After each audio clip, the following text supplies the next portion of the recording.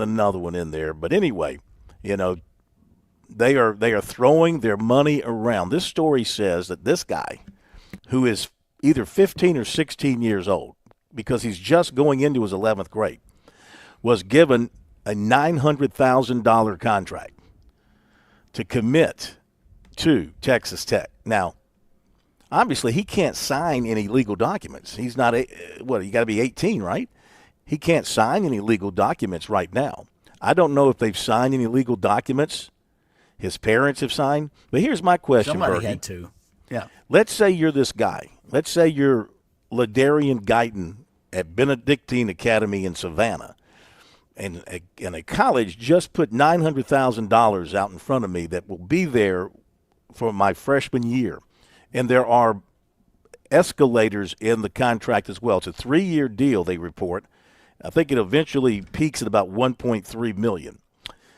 But why even play football this year?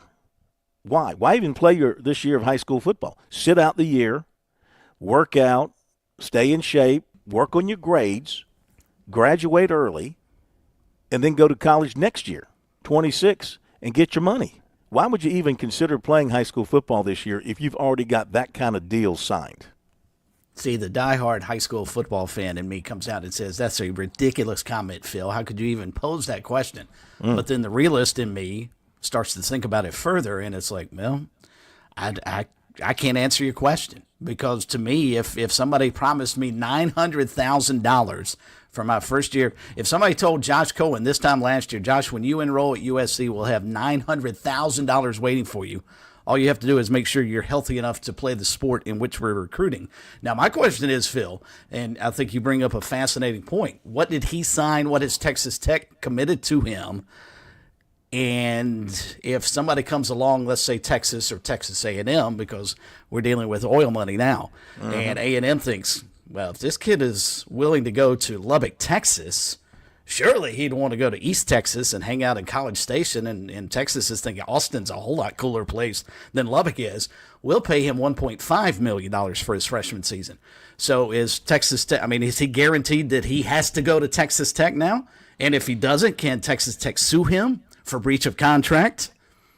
And what happens on the flip side? What happens if the coaching staff at Texas Tech goes 0-12 this year and they get fired and they're no longer around?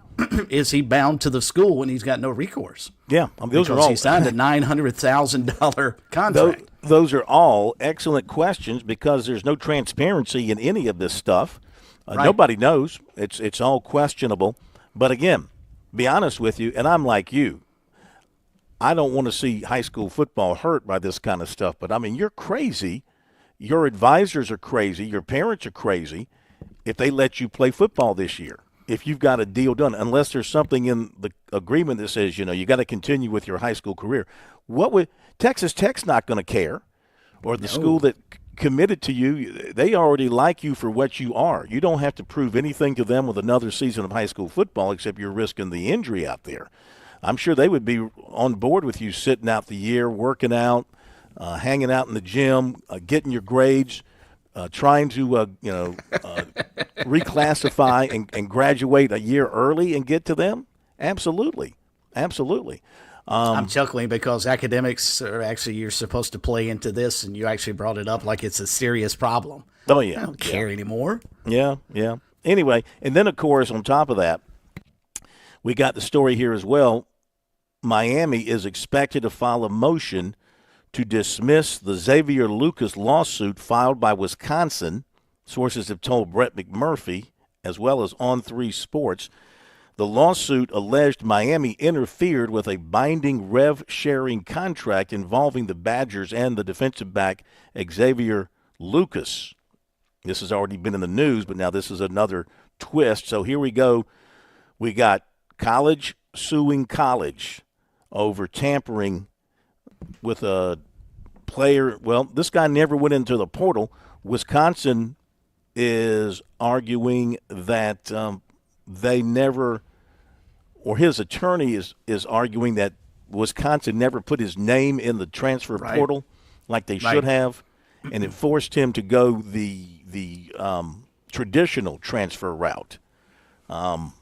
So Anyway, I'm just pointing out now you got school suing school. This is the type of stuff that's going to happen because of money and the never-ending desire to win at all costs now, which is what you've got in college sports. It's win at all costs. Literally. As much as we can make, we're going to spend it on the players. We're going to throw it at their feet, and then, if we think that somebody's run afoul of something, tampering or whatever, or tried to affect a signed NIL type deal, there's going to be lawsuit after lawsuit. This is not the end of it. We've already seen. We still have the active lawsuit of that quarterback suing Billy Napier and the University of Florida. I don't think that's been settled. I think that's still ongoing. So keeping up with the lawsuits in college sports is going to be as entertaining as keeping up with the games themselves, I would say. And Darren Heitner, the Johnny Cochran of NIL attorneys, has got to be loving every minute of this. It's more money for him. Indeed. It's more money for him. Let's see, what else? Note from down in the Low Country, Scott Eisberg, with a little bit of a story here that, this is interesting, that the head football coach at Somerville is going to have to sit out the first game of the season. Ian Rafferty suspended for the opening game against Stratford because a player was wearing padding too early into practice. So I guess at the beginning of practice last week, before they were allowed to put on pads, somebody had some pads on. And somebody must have turned them in. I wonder who would have seen that. Somebody must have turned them in and said, hey, so-and-so had pads on in practice prior to the schedule allowing you to have your pads on. And so the head coach has got to sit out a game. What do you think about that? It's mind-boggling that a high school coach or any coach at this point in time does not understand the acclimatization process and how long you have to be involved and at least work with no pads before you can put them on. My guess is, don't know the story, I read the headlines that Scott had in as well. My guess is this young man probably started practice a day or so after the rest of the team did for whatever reason. And so as soon as the team put on full pads, he just assumed, well, okay, I can put on full pads too. Coach may not even noticed it. And no, the rule is every individual has to go through X number of days to get acclimatized to the summer heat, which I find fascinating anyway, since they all play 7-on-7 and work out the entire summer. You think they're good to go. But yeah, my guess is this, as Coach said, is a massive oversight on his part, and probably what wasn't one that he even noticed until it was brought to his attention. One more thing about money in college sports from On3 NIL, the new quarterback at Florida State, Thomas Castellanos, expected to make $800,000 this season. That's all. Which, I was going to say, that's kind of on the cheap, isn't it? I mean, his mouth is worth $500,000. There's no doubt. He and Diego Pavia ought to go on tour. Yeah, I'm telling you. Daniel High School's head football coach Chris Stone, according to Pete Yanitator at Channel 7. That's Pete Yanity, but I'd call him Pete Yanitator. And what do people call me, Plummer? If I call him Pete Yanitator,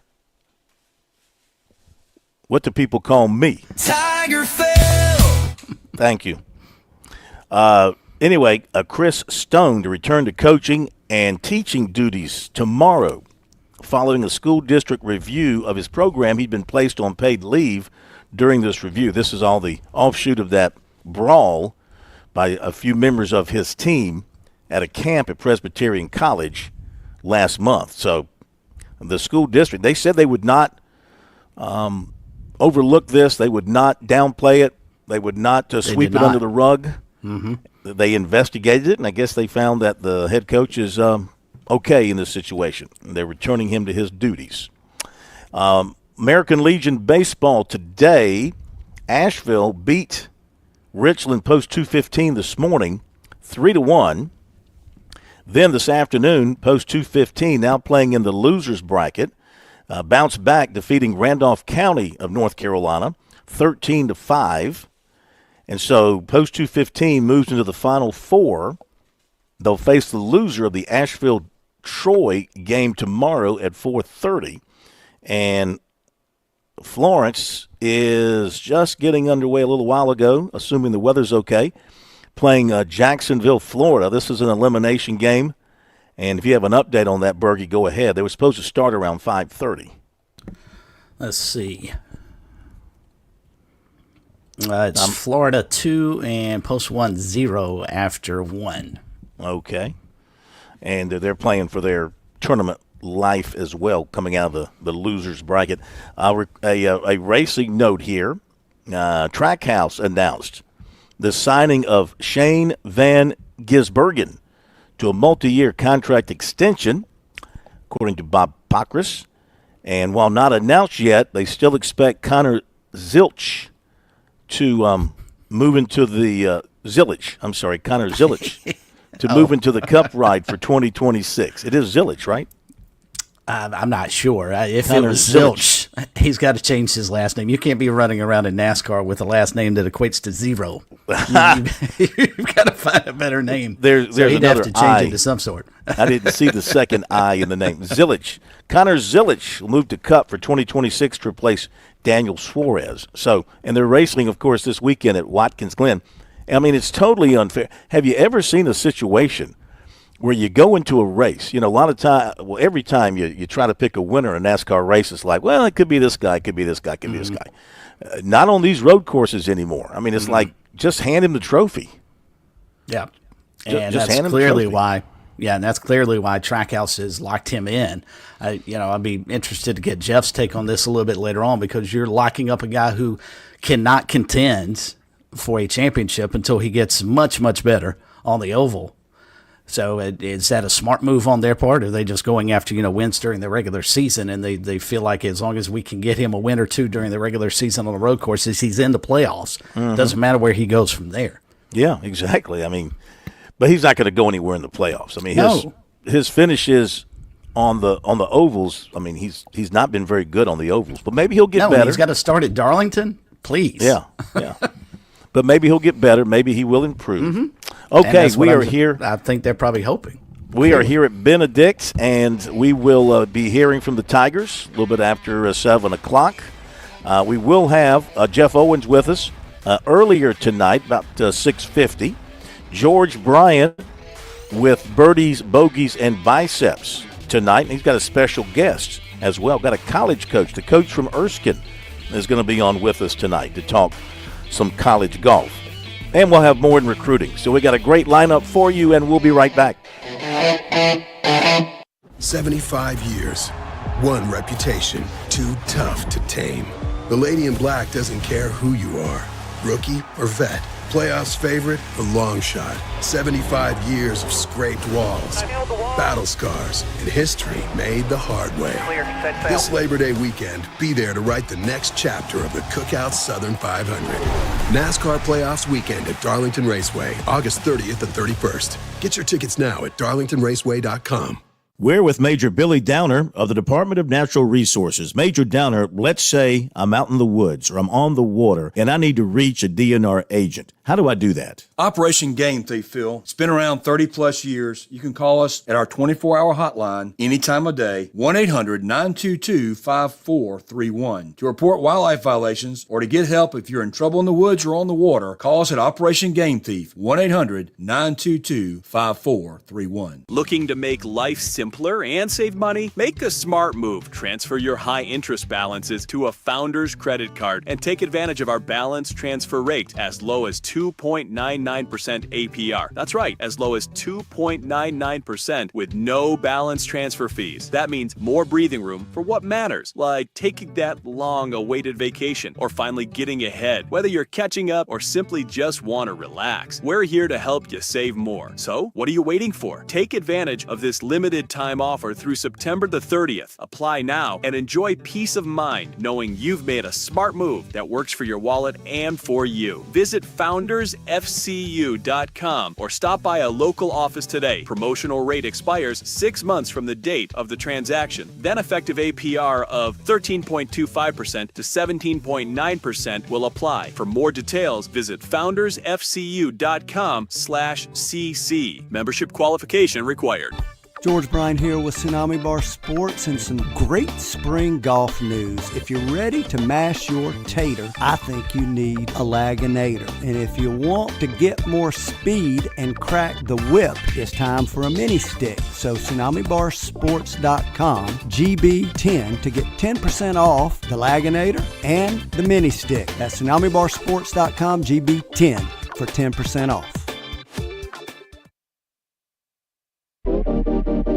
The Sports Talk Recruiting Report is sponsored by Seawell's Catering.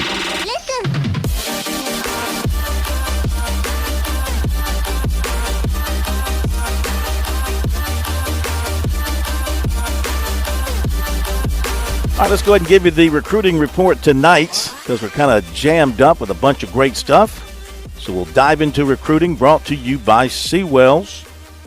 We want you to give Seawells a phone call or reach out to them through the email when you need to make your plans for that very special event that might be coming up. Could be a wedding reception, a birthday party, maybe an awards banquet, maybe a retirement party for Bergie, for someone, whoever it might be. You just call Seawells, and they'll take care of all the heavy lifting. 803-771-7385, the number. Online at SeawellsCateringSC.com. Of course, they're located 1125 Rosewood Drive. Next week, Tuesday through Friday, make plans to enjoy a terrific buffet lunch. The daily luncheon buffet, almost daily, Tuesday through Friday, from 11 till 2. All right, so South Carolina gets the commitment today. Running back Amari Thomas, 6 feet, 195, Blunston, Florida. He was a one-time Florida State commitment. He did tell us earlier in the week that even though he would be committing today, he was not going to count anybody out.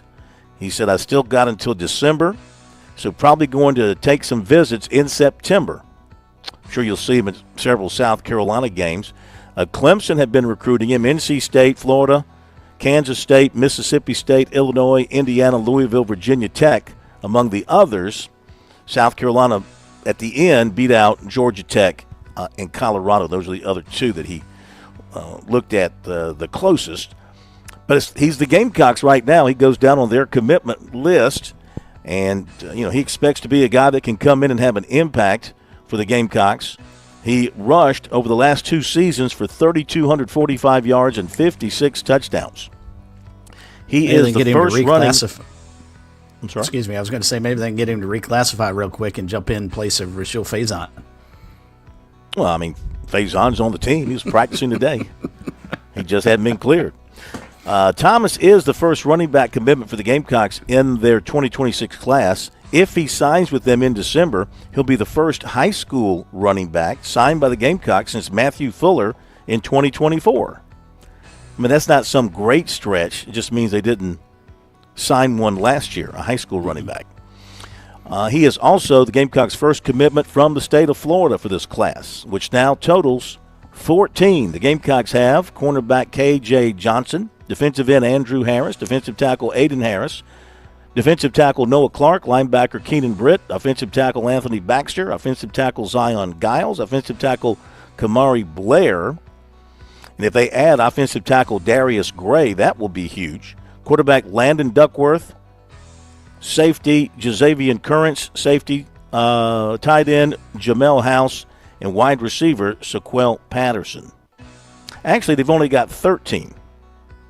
I've got to remember to take Tamarian Watkins off this list. I don't know why he's on the list. I think I was assuming Tamarian Watkins was going to commit to the Gamecocks, and obviously he did not. So I have got to go back and change that. So that's 13 commitments for the Gamecocks. Let's see. What else? Several other notes to tell you about here in recruiting tonight. And we'll also tell you that I mentioned Darius Gray. He does appear to be in strong shape. South Carolina does for his August 22nd commitment. Right now, it appears that Gray will pick the Gamecocks over LSU, according to some of the national people. 2027 defensive end Rashad Streets of Raleigh, South Carolina and Clemson are in the hunt with him pretty strongly. Rivals story on him had Tennessee as his current favorite. He plans to be at Clemson for the LSU game. He also plans to visit USC for the Alabama game. Oregon, Ohio State, Penn State are some of the other top schools with him. And Rivals reported that 2027 offensive tackle Josiah Sam Appel of Douglasville, Georgia, has USC as the current favorite. On Point Weather is made possible by our friends at Palmetto Citizens Federal Credit Union on 107 The Point. Here's your weekend forecast. Well, it's lots of clouds, not so much sunshine. Tonight we're cloudy. The low temperature is 70. Tomorrow, again, more clouds, a high of 84, while on Sunday, you could look for thunderstorms to go with a high temperature of 83. We're warming back up next week to the upper 80s and the low 90s. Have a great weekend. I'm Cal Moss with your On Point local weather. If you've never had genuine Wagyu or Hereford steaks and burgers, you don't know what you're missing. Time to order the best of the best from HandJCattle.com. These are local farmers in Saluda where tradition meets quality. The best quality beef and a discount for Point listeners. Enter keyword The Point as one word and get 10% off, plus free delivery in Lexington and Richland County orders of $50 or more. It's cooked in season over at HandJCattle.com. The Point. This is an SRN News special report. I'm Keith Peters in Washington. 2 developing stories at this hour. Emory University has alerted students and staff Friday to an active shooter on their Atlanta campus. The alert Friday told students to run, hide, fight, and avoid the area. Atlanta police said they were responding to reports of an active shooter. They did not immediately say whether anyone was injured in the shooting. A nearby deli employee said staffers heard a string of gunshots that sounded like fireworks going off one after the other. A man suspected of killing 4 people in a Montana bar is in custody after a week-long search, according to authorities. Michael Paul Brown, the suspect in the killings, has been captured. Details will follow. This has been an SRN News special report. I'm Keith Peters in Washington. Sometimes timing is everything, and I've been talking the talk about Broker Solar for a good minute. I'm a fan. I've had some Point listeners ask me about Broker Solar. They're on the fence because of what's going on in D.C. Now that the politics have settled, we know what's in that big, beautiful bill. We know the federal tax credit for getting solar power at your home. It's going to end in December, so the clock is ticking. You want that 30% federal tax credit, believe me. So we need to get Ken out to your place before they cut it. Plus, you'll still get a 25% tax credit here in South Carolina. So yeah, timing is everything. 30% federal, 25% state credit. Are you kidding me? That's a big part of the cost already knocked out for solar power. It's time for you to take control of your own power bill. Like I said, timing's everything. Now is the time. Online, it's brokersolar.com or just call Ken and his team. 807-7417. That's 807-7417. brokersolar.com. At Palmetto State Armory, we offer the largest selection of guns and ammunition at unbeatable prices. Our knowledgeable and friendly staff are here to provide personalized assistance, ensuring you find exactly what you need. If you enjoy outdoor activities like hunting, camping, or hiking, our clothing and outdoor gear collection has got you covered. We also feature an exceptional indoor range facility where you can experience the thrill of shooting in a safe and controlled environment. Visit us today at PalmettoStateArmory.com or your local retail store. Palmetto State Armory, American made for life. Are you looking for free checking and free savings? Dave Ramsey here, telling you to go see my friends at Palmetto Citizens Federal Credit Union. They're not a mega bank that's so big they lose the ability to treat you like a human being. At Palmetto Citizens, you're not just a number, you're a member. Join today at any of their 14 locations or at palmettocitizens.org. Federally insured by the NCUA. Escape the hustle and bustle of everyday life with Spa MD, your sanctuary of rejuvenation. Feel the tension melt away as our expert team guides you through your customized wellness journey. From soothing massages to revitalizing treatments, we promise a remarkable experience that leaves you feeling renewed and empowered. Discover the calm within every visit. Reach out at 251-9400 or online at visitspamd.com to explore your options. Your oasis of tranquility awaits. Hi, I'm Jeremy Sweet from Sweet Comfort Services HVAC. We're locally owned and operated, which really helps keep pricing reasonable. With lower overhead and more accountability, we stand by the systems we install, our repairs, and our parts. Most nationally owned companies know they have plenty of work this time of year when it's really hot. We'll treat you great no matter what time of year it is. Call Sweet Comfort Services HVAC at 803-331-8143. That's 803-331-8143.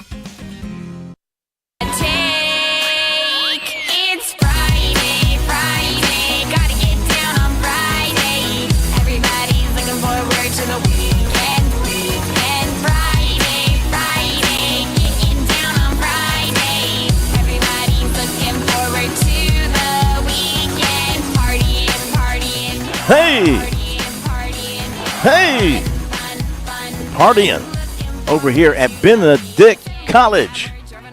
Hey, and it is a Friday, and everybody's happy that it's Friday, are we not? As we come to you from Benedict, Tigers will be joining us here at 7:05, and more to come in just a moment. I needed to finish up just a little bit more recruiting because I had messed up that one story, and it caused me to run out of time.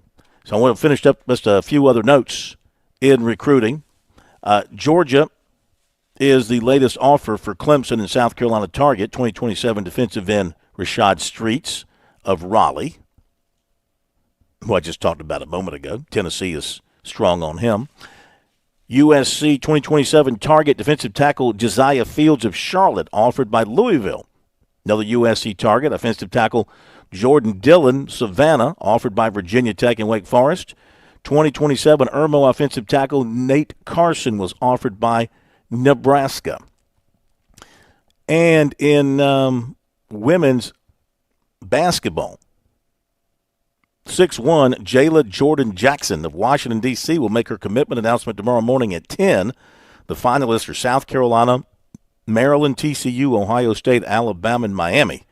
Maryland seems to be the favorite in this particular case. There, that wraps up our recruiting for tonight here on Sports Talk. Don't forget to check out our recruiting online on our website, SportsTalkSC.com, and also on our X page, SC Sports Now, SC Sports Now. And for a search, just type in ST Recruiting, hashtag not necessary, ST Recruiting, and that'll take you to the stories that we post on X. Okay, got a special guest coming up now on Sports Talk.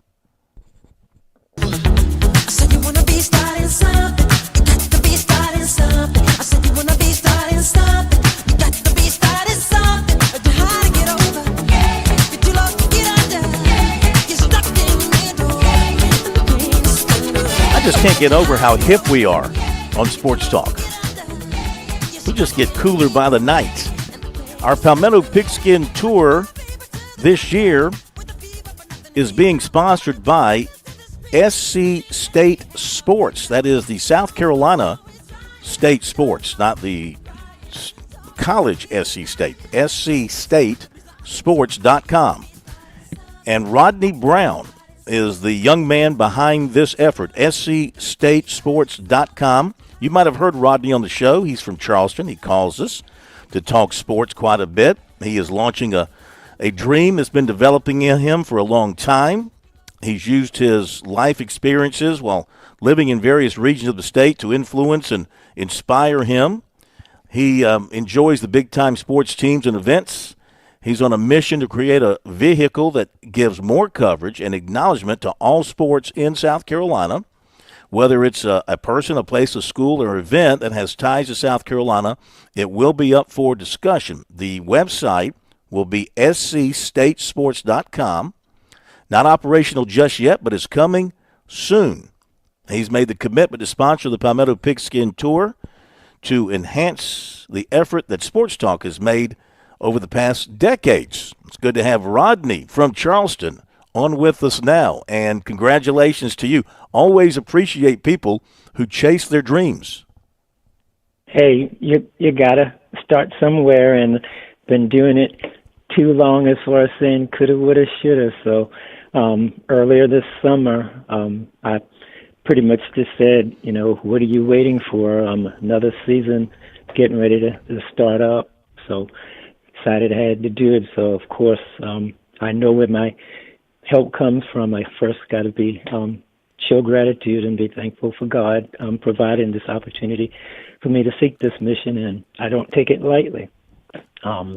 Earlier this week, as well as today, just heard people talking about putting God first and, believe in what you can do, and He'll guide your steps. So when I got in touch with Smitty before I came on, I said, you know what, that song applies to what I'm trying to do. So I was in Marching 101. I didn't get to play that song because I hadn't gotten to state yet, but I played other Michael Jackson songs and other things, so I thought it was appropriate.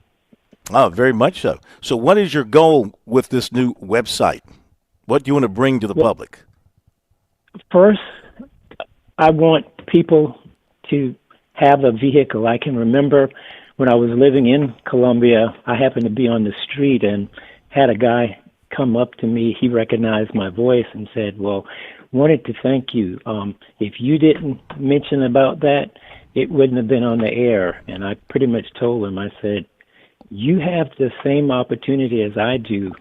When you call into the shows, the hosts not necessarily don't mind what you talk about, but they just want you to have something positive and, don't be a jerk, so to speak, but it would be just that easy. And he was saying, no, I can't do that. So what I'm going to try to do is for people out there who want to be positive, of course you're going to have people who have negative things to say. That's not going to go away. But the main thing is, no matter what school or professional team, you can communicate with me. The website right now allow you to send emails or a message, but if people going to the Darlington 500 this Labor Day weekend, they want to share pictures, show their incitement, they can have a chance to show that. And for people who haven't had a chance to be there, they'll get a chance to see that. But otherwise, as we go along,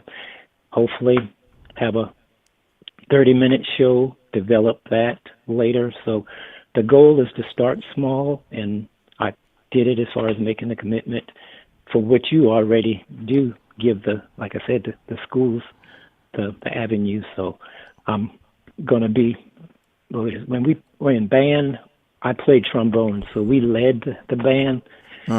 You, in that regard, you lead the other media here in South Carolina, so I'm following behind you, so to speak. When I was living there in Columbia, Bobby and Ernest were on opposite you, and I enjoyed listening to them as well as if they weren't on, I listened to you. So I had a number of role models to look up to, and I kept telling myself, why not me? So it's one of those things where you go ahead and get started. That's awesome, man. Do you plan to be a guy on the scene? Do you plan to try to go to events and provide firsthand coverage of whatever it is you happen to be attending? I will be. Right now, as far as logistics, you got to get with the correct people, get credentialed, that type of thing. Hopefully, I may be able to work as a vehicle for you. Some events you may not be able to get. I can check with you on that. But right now, of course, the games here in South Carolina, I'll have a chance to get to some. I know one for sure that I wanted to make people aware of coming up next weekend at the River Dogs. Larry Doby, who's from that region that you're in, Camden, he was the first black in the AL, and the River Dogs every year they celebrate him. So the 15th will be on Saturday, and then on Sunday, I think they're going to be honoring the 1955 Cannon Street All-Star baseball team. So those are the type of events that everybody may not know about, but I'm going to do my best to bring some light to it. And if I get it to you online and ahead of time, or call in, as I often do, and just bring people aware of it. So hopefully that'll give a start. That's awesome, man. We wish you the very best of luck. Feel free, of course, to use us as a conduit to let people know what you got going on and where you're going to be and things that you are getting involved with. And we'll look forward to seeing the site up and running and everything that you put on there. And we appreciate your involvement with us here as we make the rounds across the state on our Palmetto Pigskin Tour. We'll be down your way next week with a couple of stops in the Charleston area, Charleston Southern, and the Citadel. Correct. And if wish to coach there well, of course, one of the fierce rivalries in the state other than Clemson and Carolina is Allen and Benedict. You know, they're right there across from each other. So I know Coach Dickerson has had a couple of years now to be involved with that. So wish him the best. And, of course, everybody else there at Benedict. Give the website one more time and give us a projection about when it'll be fully operational. Hey, the email address for me is Rodney at scstatesport.com.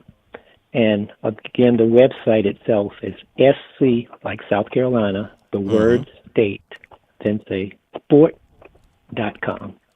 And right now, I'm aiming, hopefully by the time you get down here, to have everything up and running. But I'll be able to post a blog or something like that before then. But the main thing is right now, you can go there and leave your name, email address, and give me feedback as far as if you think that's something that is needed other than the good work you do. I can be able to supplement that and give me support in that regard. I don't melt under criticism, but other than that, I appreciate the opportunity. Well, we thank you. Good luck. We'll be checking it out, and we'll be talking to you. Always appreciate it when you call in because you always have good things to say and positive things to say. So we appreciate that. And if you carry that over through this endeavor, you're going to do just fine. Mm-hmm. I appreciate it. Thank you so much. Thank you, Rodney. Everybody check that out once again. SC Sports, SC State, SCStateSports.com, SCStateSports.com. Give Rodney a check out there and give him some support. He's trying to make something happen that he's always wanted to do. He's an avid sports fan, and especially here in the state of South Carolina. So that'll be kind of neat to see what he's able to do with that. Okay.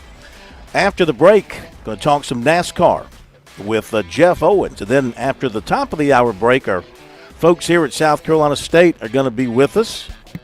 See Coach Dickerson here already. He's got his game face on. What did I say? Did I say State? I'm sorry. Here at Benedict. I got State on the mind. Here at Benedict, Coach Dickerson will be with us. And we'll be right back. 75 years. One reputation. Too tough to tame. The Lady in Black doesn't care who you are. Rookie or vet. Playoffs favorite or long shot. 75 years of scraped walls, battle scars, and history made the hard way. This Labor Day weekend, be there to write the next chapter of the Cookout Southern 500. NASCAR Playoffs weekend at Darlington Raceway, August 30th to 31st. Get your tickets now at darlingtonraceway.com. There's a lot of things we take for granted in our lives. Your home's AC will run cool. Your drive-through coffee will be hot. And the car will start when it's time to take your kids to school. It's when things don't go as planned that you start thinking about who to call and where to turn.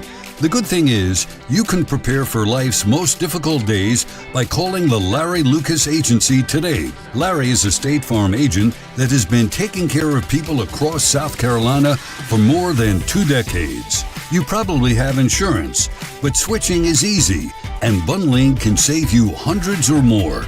Most importantly, the Larry Lucas Agency can help you choose the protection you want at the price you want. all backed by South Carolina's #1 home and auto insurance company.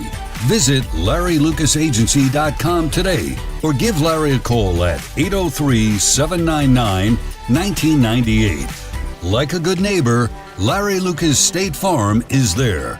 Traveling can be the worst, especially when you can't find your favorite show. Well, don't worry. We've got the perfect way to keep up with everything happening in the Palmetto State when you're away from home.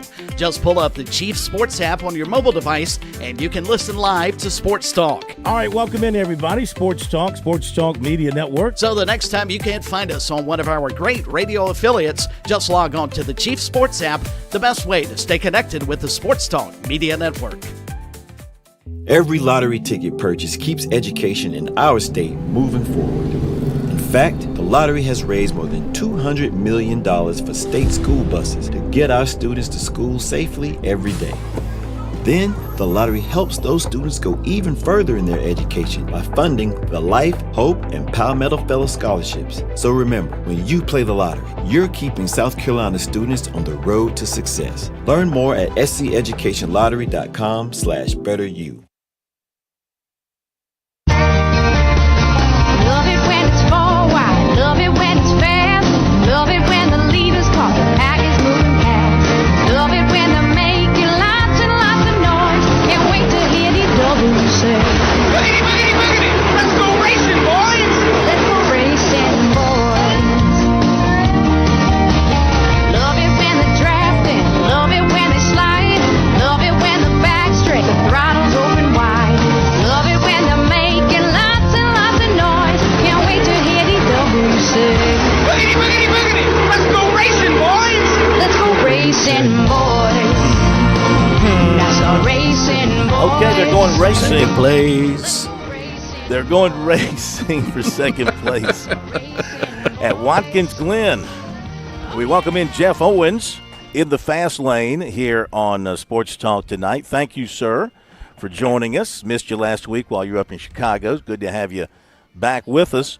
So we were talking earlier, SVG gets this new contract with Trackhouse. Now they're going, and it's appropriate. They do it when they're going on a road course where, I mean, is he unbeatable? Is he just simply unbeatable right now? Unless the car breaks, I think he probably is. And I think most of the field thinks that too. I heard some guys on the radio talk this week saying just what you said. They're racing for second. I mean, he's really, really good. He's won 3 in a row, and they've obviously figured it out on the road courses and figured out how to get the car exactly to his liking. And so he's won 3 in a row on road courses. Now we go to Watkins Glen. I would say the only hope the rest of the field has is that you do have a lot of guys in the field who have a lot of experience at Watkins Glen, particularly the Hendrick cars. I mean, they had won 5 in a row there prior to Chris Buescher winning last year. So I suspect they'll have something to say about it. But, yeah, he's a heavy favorite. You never know what's going to happen with fuel strategy. Somebody may get into him. You never know. But, yeah, he's as big a favorite at this track as there has been anywhere all year long. Yeah, and, I mean, really, you can talk about racing on the oval tracks, and you talk about, well, like, you know, David Pearson, like, was great at Darlington. You can maybe expect David Pearson to win, or Denny Hamlin's good at Richmond. You can expect him to win there. But, I mean, really, this is about as cut and dry, unless something happens, you know, to the car or a wreck or something. This is about as cut and dry a feeling about a pre-race winner that you can have. Yeah, I think it is. And, you know, Phil, for years we had, you know, for lack of a better word, we used to have all these road course ringers come into the sport, and they would run Watkins Glen and Sonoma and that kind of thing, and most of them wouldn't win. But the one track where they did win at times was at Watkins Glen. It for some reason seemed to figure it out quicker. We saw Robbie Gordon win there. We saw Marcus Ambrose win there. Allmendinger. Montoya, even though I wouldn't classify Montoya as a road course ringer, but still that's his background.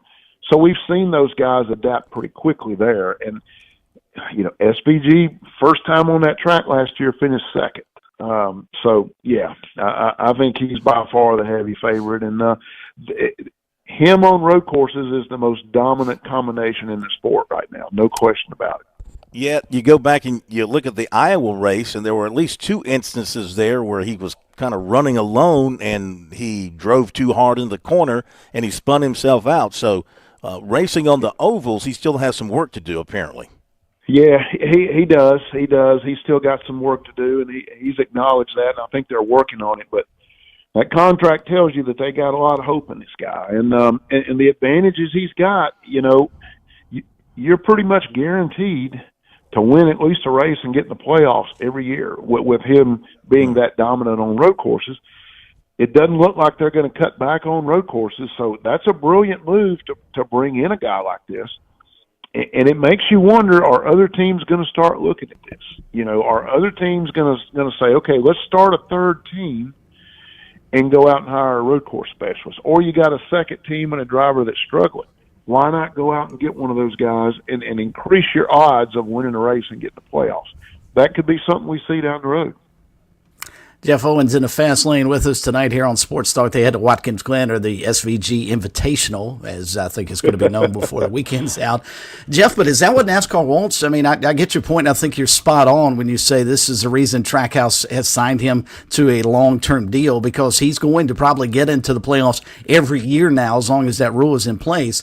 But he's also not going to contend, because I don't see him getting out of the first round considering what he's got to face starting with Darlington in a couple of weeks. But, I mean, surely they think as well, don't you think, that he's going to improve on the ovals, or you wouldn't make a multi-year contract extension to a guy who's probably only going to win about 4 races and have no shot at the playoffs? Yeah. Or in the playoffs, I guess. I think they believe he can figure it out on the ovals, and he has shown a lot of progress this year. He struggled the last couple of weeks, but prior to that, his average finish kept getting better and better, and you would watch him, he'd finish 25th, 20th, and now he's starting to sneak inside the top 20 occasionally. So I think they've got confidence that he's going to get better on the ovals. Does NASCAR want to see this? Probably not, but there's nothing they can do about it unless they're willing to change the schedule or change the playoff format. As long as the format is the way it is, then the teams are going to go out and they're going to try to manipulate it. And they're going to try it. It pays a lot of money to get in those playoffs, so it's to their advantage to try to do everything you can to get in there. And, NASCAR's just going to have to deal with it or come up with some different rules. Jeff, we're getting to that point in time where a lot of teams are going to start getting really, really concerned. I mean, you've got this weekend, you've got Richmond short track next weekend, and then, of course, Daytona, which is the ultimate wild card heading into the playoffs. Who, in your mind, has got to get it going and maybe win a race or two, and who is the bigger of the top teams? Not the situation we've been discussing with Van Gisbergen, but of some of the top drivers that we anticipate getting into the playoffs. Who needs to have some good runs here the next couple of weeks? Well, the guy that's kind of hanging on there at the bubble that needs to really pick it up if he's going to get in is Chris Buescher. And interesting enough, he won this race last year to get in the playoffs. So they're going to be running hard to get in. And he's battling his teammate, Ryan Preece. Those are the two guys right now battling for that last spot. But then you look at a guy like Kyle Busch. Hadn't won, struggled. When is he going to get something done? Brad Keselowski is out of the playoffs right now. Can one of those two guys step up over the next few weeks and win a race? That'll be interesting. And then you're looking to see who gets hot. Who can build, who's in right now, but hadn't had a great season, and they need to get hot right now. And I'm thinking, a guy like Chase Elliott, needs to step it up a little bit. We saw Byron do that last week. Can Chase Elliott do it? Can Ryan Blaney do it? It's about time for Logano to pick it up. So these next 4 weeks are going to be interesting. We're pretty set on the playoffs unless you see a guy like Keselowski or Kyle Busch pull off a win. So these next few races are going to be exciting. Who finishes second? Oh, boy. Mr. Runner-up himself, Kyle Larson. He's kind of figured out how to, give them away. So, those Hendrick cars have been good up there. So I suspect they will be again. So one of those guys, I'll take Kyle Larson or Chase Elliott. All right, one more question. 45 seconds. getting late in the season. Is Kyle Busch going to win a race this year? Yeah, boy, that's a question there. I don't see it, Phil. I really don't. And it's not on him. That team just cannot put the car under him. And they've struggled for years, and everybody thought Kyle was going to change things, and it just doesn't work that way. And I feel sorry for him. The sport needs him to win, but I just don't see it happening where he's at right now. I mean, he's basically just faded from the public. Yeah. Yeah, so that's sad to see. Okay, my friend, great to see you. Great to have you with us. Enjoy the weekend. Talk to you next week. Thanks, Jeff. All right, guys. Have a good one. Thank you very much. Jeff Owens in the fast lane here on Sports Talk. Okay, the break. And on the other side from here at Benedict's, the Tigers will join us. Coach up first, a couple of players after that, and we'll be right back.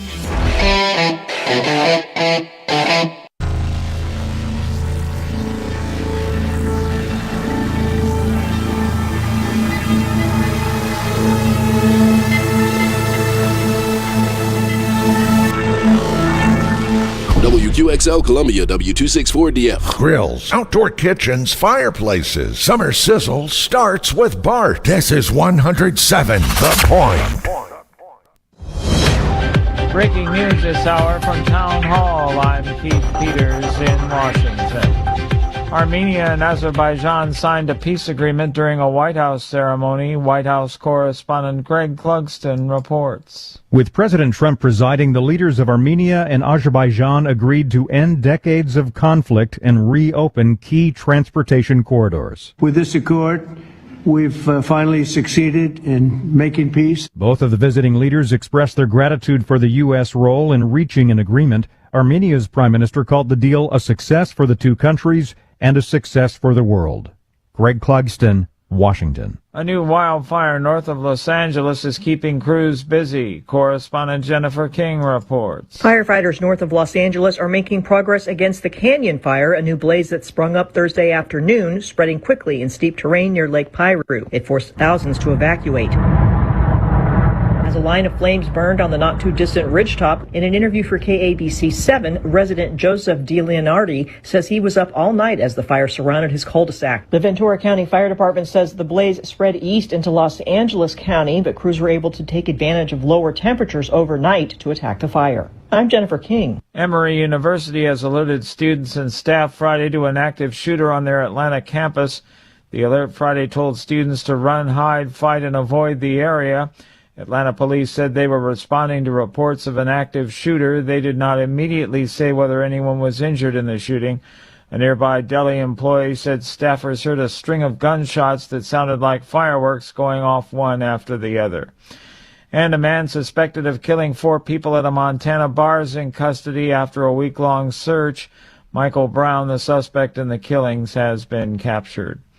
More on these stories at townhall.com. If you're living with pain, see how Relief Factor can help. I'm an artist and I'm in my studio. I listen to the radio all day and I'm hearing the ads about Relief Factor. And I've got pain in my neck and it's getting worse. And I'm thinking, well, I'm going to go ahead and order this. 2 weeks later, I've got much better range of motion. If you're experiencing pain at a certain point in life, I would get Relief Factor. Fight pain naturally with Relief Factor. Go to ReliefFactor.com and get your 3-week quick start today. Only $19.95. Progressive knows when you're in your RV, you're already on vacation. That's when you become Vacation You, who just camped where there's absolutely no shade. Even though regular you burns easily. In fact, Vacation You burns too, but is too stubborn to admit it, which is why regular you gets in trouble at the dermatologist, because Vacation You doesn't do doctors. So bundle your RV with your home or auto policy and earn an automatic discount from Progressive. And spend the savings on the both of you. Progressive Casualty Insurance Company affiliates and other insurers. Not available in all states or situations. The Trump administration wins an appeal in the high-profile case over immigrant deportation. The 2-1 decision from a federal 3-judge panel vacates a previous ruling from U.S. District Judge James Boasberg. Last April, Boasberg found probable cause to hold the administration in criminal contempt of court in a case involving deportations under the Alien Enemies Act, as planes were already en route to El Salvador. The administration denied violating his order. The appellate court ruling overrules the finding. In reaction on social media, Attorney General Pam Bondi called the decision, quote, a major victory, unquote. George Williams, Washington. Astronaut James Lovell, who was commander of the 1970 Apollo 13 mission that managed to get back to Earth safely after an oxygen tank explosion, has died. He was 97 years of age. NASA confirmed his death in a statement Friday. News and analysis at townhall.com. I'm Keith Peters in Washington. On Point Weather is made possible by our friends at Palmetto Citizens Federal Credit Union on 107 The Point. Here's your weekend forecast. Well, it's lots of clouds, not so much sunshine. Tonight we're cloudy. The low temperature is 70. Tomorrow, again, more clouds, a high of 84, while on Sunday, you could look for thunderstorms to go with a high temperature of 83. We're warming back up next week to the upper 80s and the low 90s. Have a great weekend. I'm WQXL Columbia, W264DF. Grills, outdoor kitchens, fireplaces. Summer sizzle starts with Bart. This is 107 The Point. This is The Point. Make the point. Welcome back to Sports Talk on the Sports Talk Media Network. You can reach the guys with the South Carolina Education Lottery lucky number, 888-898-2525. That's 888-898-2525. Now back to Phil and Chris with the second hour of Sports Talk on the Sports Talk Media Network. Okay, we're back with you on Sports Talk on this Friday night as we're coming to you tonight once again on the Palmetto Pigskin Tour. And it's sponsored by scstatesports.com. We are at Benedict College tonight for the second meeting we have with Coach Ron Dickerson Jr. We were here last year for the first visit when he took over. It's great to see you once again, and welcome back to Sports Talk. How are you? Wonderful, and thank you for having me on and my players. Thank you very much. Listen, our pleasure. And how does it feel second year around now with the program? You know, last year was kind of, I'm sure it was a lot of hustle and bustle and just trying to plug in the holes and fill some things in, and you've had an off season to recruit and kind of settle in. How does it feel compared to last year? You're true on that one. There was a lot of filling holes, and but that's the task and the job that I took.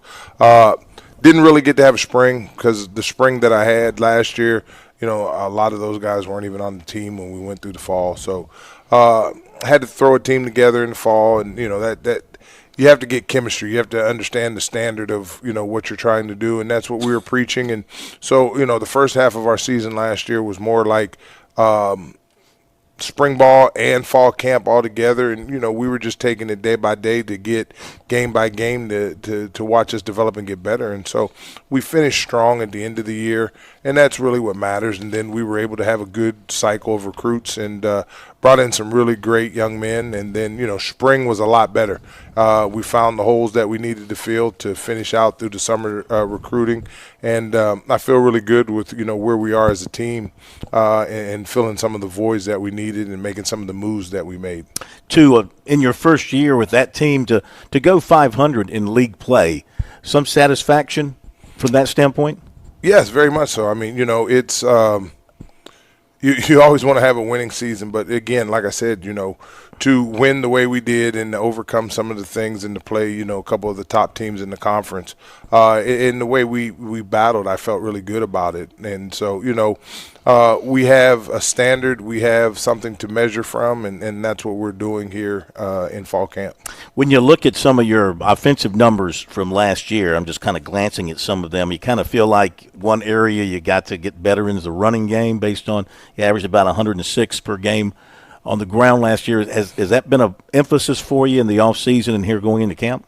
Well, our offense is a little more style of the West Coast. So, I mean, we do want to throw the ball and we also want to run the ball. We've made some improvements. I would say our offensive line right now is right around 305 pounds average, somewhere in that 6'2", 6'3" range. Got a couple 6'4" guys over there that, we're going through right now.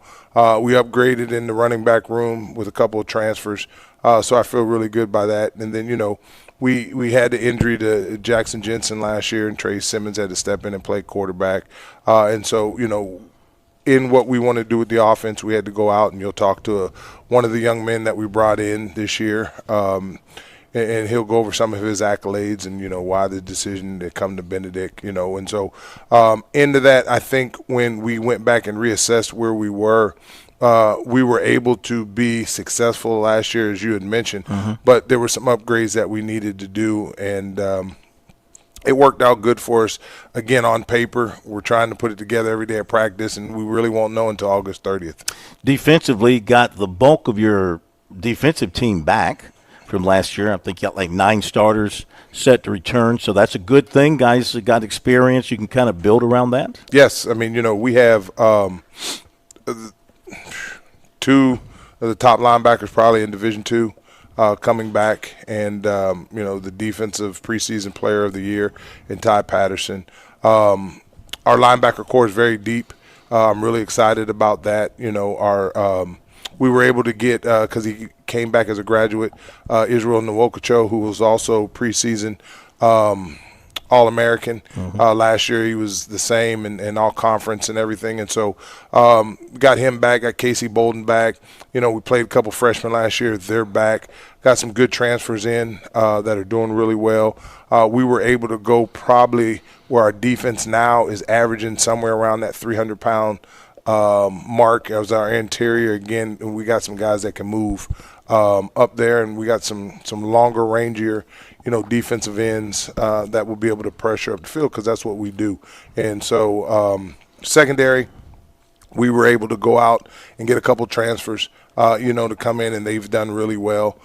So I'm excited to see what those guys can do. And then the freshmen that did play last year, they're just, continuing to grow and develop and do really well. So I'm excited about that. But we had to fill some voids with some transfers. Now, from what you're saying, it sounds to me like on both sides of the line of scrimmage, you've improved yourself. Big offensive linemen, some big defensive linemen, but maybe a little bit more athletic on the defensive line?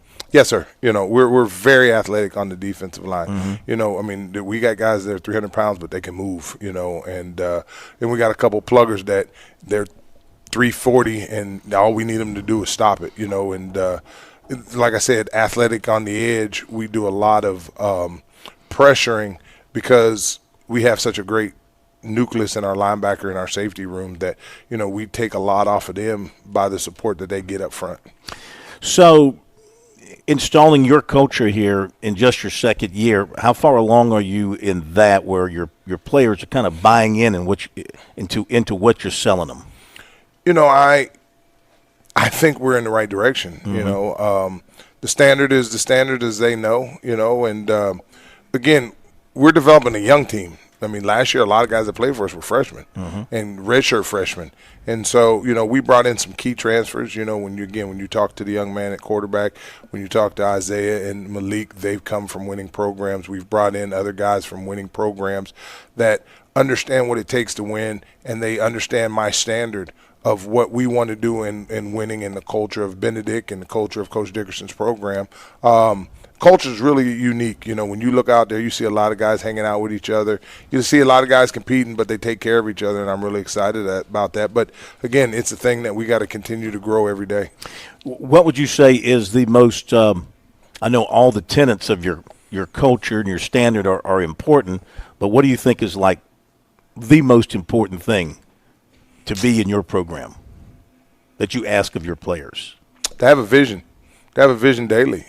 Some guys wake up and they're just, happy to be there. But, you have to have a plan. And, no matter what happened yesterday, if you wake up today, then you can always just succeed and get better. And so many people still worry about what happened yesterday instead of trying to come up with a solution. So we go into things always having a solution instead of dealing with the problem. So when we're hit the problem, we already know how to fix it, or we're not ran over by it. And so, we use John Gordon's book, The Energy Bus, and we're, going by that. And we don't want any energy vampires on our bus, but we want to make the right people on our bus, and I told them as long as you guys don't mind, I'm going to drive this bus, but I'm going to need some guys that are going to be, ticket getters and stuff like that, and just to watch the camaraderie come around. But, our slogan is vision, and we're going to stand by that because you have to have a vision. If you don't have a vision, you will perish. You will not be successful. And so I think, our guys realize that to be successful as men, but also to be successful as football players,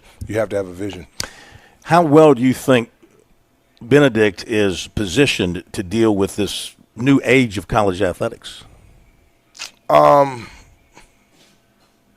ready, I had a great talk with Dr. Artis, our president. She's ready. Money comes with everything, and you have to win, and you have to put the right, products out on the field, on the court, on the pitch, whatever it is.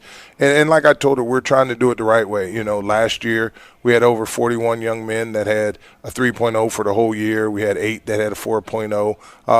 Altogether, we had a total of 63 guys that, either the fall or semester.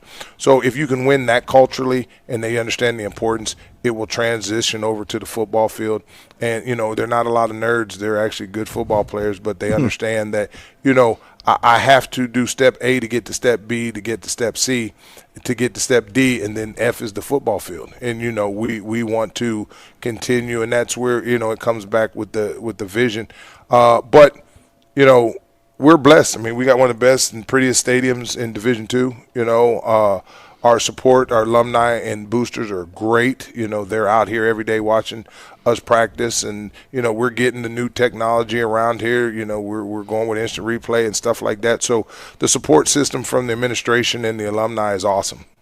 Do you believe here in year number 2 that you have got a team, a group that is capable of winning your league? Like I told him today before, in the team meeting, I said on paper, we're very talented. I mean, we got guys on our team that's played for national championships and, Power 5. We got guys that have won national championship. We got guys that come from league, but that's on paper. On paper it's beautiful, but we have to continue to, as you mentioned earlier, we got to grow together.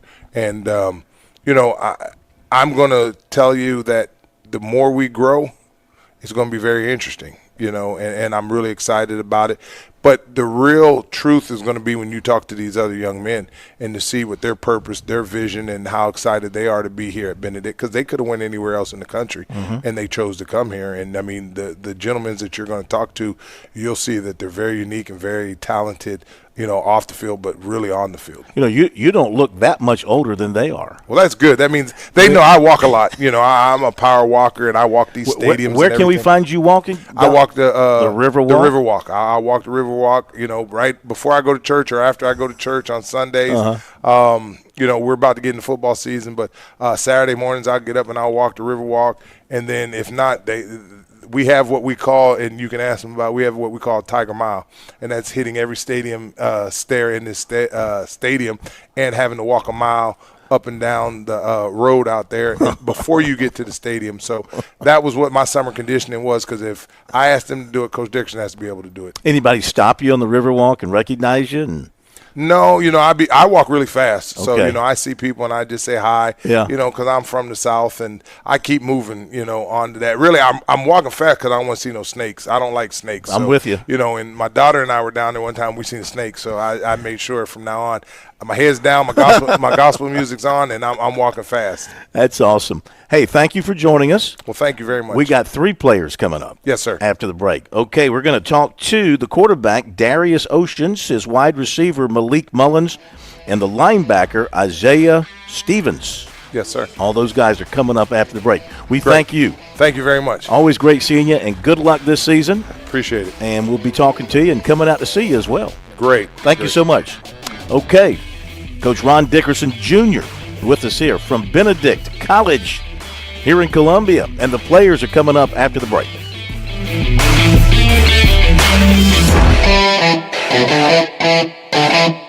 75 years, one reputation, too tough to tame. The Lady in Black doesn't care who you are, rookie or vet, playoffs favorite or long shot. 75 years of scraped walls, battle scars, and history made the hard way. This Labor Day weekend, be there to write the next chapter of the Cookout Southern 500. NASCAR Playoffs Weekend at Darlington Raceway, August 30th and 31st. Get your tickets now at darlingtonraceway.com. Maybe your credit's seen better days, or maybe it's just never been quite where you want it to be. At Founders Federal Credit Union, we get it. Life happens. Things don't always go according to plan, but that doesn't mean your goals are out of reach. Whether it's a car to get to work or a little extra breathing room in your budget, we offer personal and auto loans to help you move forward with flexible terms and a team that treats you like a person, not a number.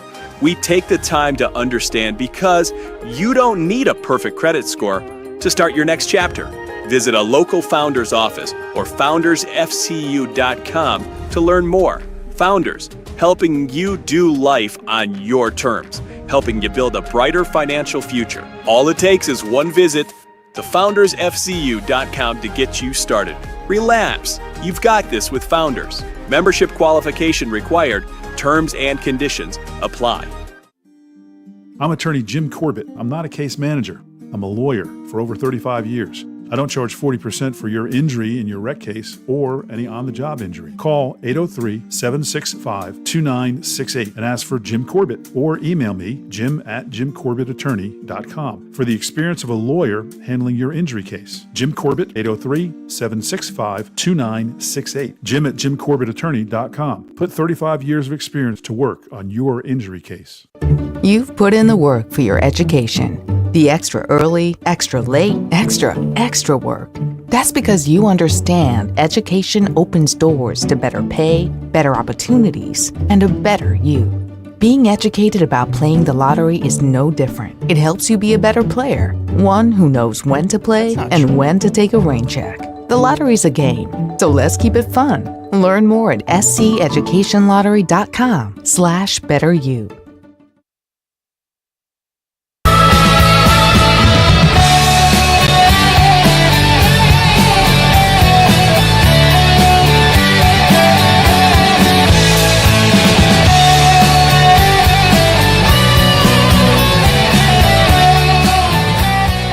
Oh, come on, guys. You can't handle a little Boston in your ear? Dennis is over there going, yeah, give me some Boston.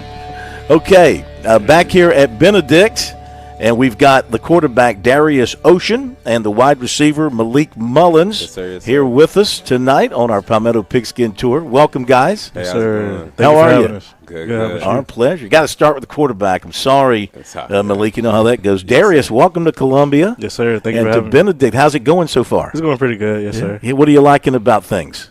It's a real quiet town. That's what I like about it. So, yeah. So far, anyway. Have you picked things up with this offense pretty quickly? Yes, sir. Yes, sir. In what ways? I mean, I've been here since July, so I've been going over the offense for a pretty long time now. So it's been going pretty good, pretty easy. You mean July of what? You mean like this July? Yes, well, June, actually. You got here in June? Yes, sir. I mean, so that's kind of a crash course. Yes, sir. But you think you got a handle on it? Yes, sir. What do you bring to the offense? I think I bring experience, accuracy, just know where to put the ball out to my talented receivers and things like that. Like this guy sitting next to you? Yes, sir. Malik? Yes, sir. Welcome in, sir. Hey, how's it going? How's it going for you here in Columbia? Good. Both of you guys are transfers. Yes, sir. Malik, you came from? I came from, I was originally at Montana State, and I went to Lincoln University, and then Coach Dickerson, he picked me up. Okay. Last fall. And Darius, you came from? Johnson C. Smith last year, yes, sir. Johnson C. Smith, okay. So you were here last year? No, sir. Okay, I just got here. You were at Johnson C. That's what yes, I thought. Sir. Okay, you were at Johnson C. last year. Okay. Malik, how are things working with you getting worked into the offense and picking up things that they're doing here on the offense? Things have been going amazing. Coach brought some great guys in, some new quarterbacks, new O-linemen. Everything's just been good so far. Now, how are they using you in the role of a receiver? Any way possible, just give me the ball, honestly. Get me the damn ball. Yes, sir. Keyshawn, huh? Yes, sir. Is that your mentality? How did you do at your previous stops? You know, how did you do at those locations? It was good. Most of those stops, I had injuries that kind of got in the way of things, but everything was good. You're healthy now. Oh, yes, sir. Yeah. So, I mean, what do you think you bring to the receiver room here? What are your particular skills that stand out? I'll say leadership and, like my quarterback said, experience, and just I lead by example type of guy. So I most definitely show the freshmen the rope and how things done. Mm-hmm. Mm-hmm. Darius, coming in here new and competing for the job. I guess you guys are still competing. Yes, sir. You know, have you, as a quarterback, have you been able to pick up some of the leadership role, or is it too soon for you to kind of be in that position? I don't think it's too soon because I just last year starting. It took me a little minute to get used to being a leader, but now I can step into that role, be comfortable after proving myself. Offensively, what is it that they like to do with you under center or in the shotgun? I guess you're probably in the shotgun all the time. Have you ever been under center? It's rare. Rare. Yes, sir. Yeah. So what is it they like to do with you? Throw the ball vertical. We're a vertical team. Just getting the ball into my playmakers' hands. We got some really talented receivers. So vertical, I mean, you're just taking your shots deep down the field? Something like that, a little bit. Yeah? Yes, sir. What's your arm strength like? Game day is about 65, 70 maybe. Yeah? Yes, sir. Can you do that while you're on the run? Yes, sir. Yeah? Yeah. Malik, as a receiver, you got to love that. The fact that they prefer a vertical passing game? Oh, yes, sir. Yes, sir. He's very versatile. He throws out routes, go routes. All of them be on the money, so. The wide receiver room, your group. Yes, sir.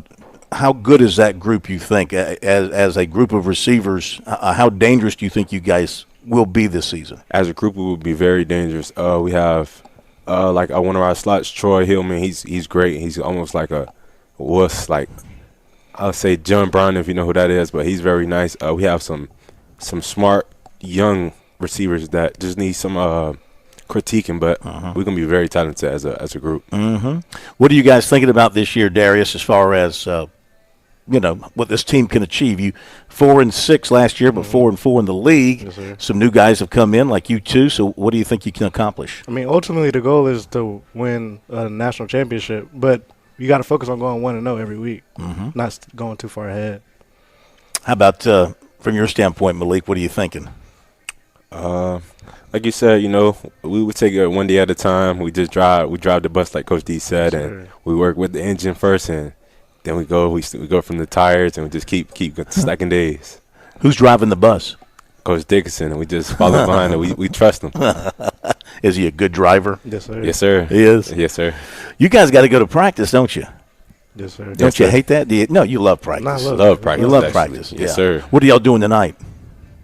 I mean, what's the practice going? Are y'all putting in full pads? What are y'all doing? We have shells on today. Shells on today? Shells today, yes, sir. When's your first big scrimmage?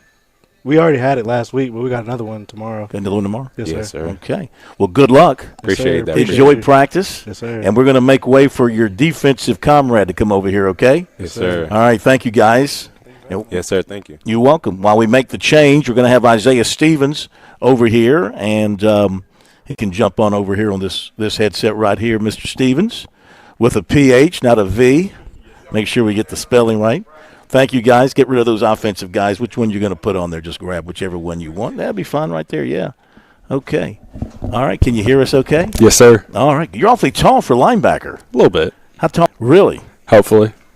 So more linebacker than defensive end type? Yes, sir. Yeah. All right. Where did you come from? I started my career in 2020 at Coastal Carolina. Then I played 2 years there. Went to Notre Dame College. Okay. No longer exists anymore, obviously. And then was blessed enough to catch the attention of Coach D and the defensive staff here at Benedict, and been awesome ever since. All right, Bergie, jump in. My co-host is the play-by-play voice of Coastal Carolina.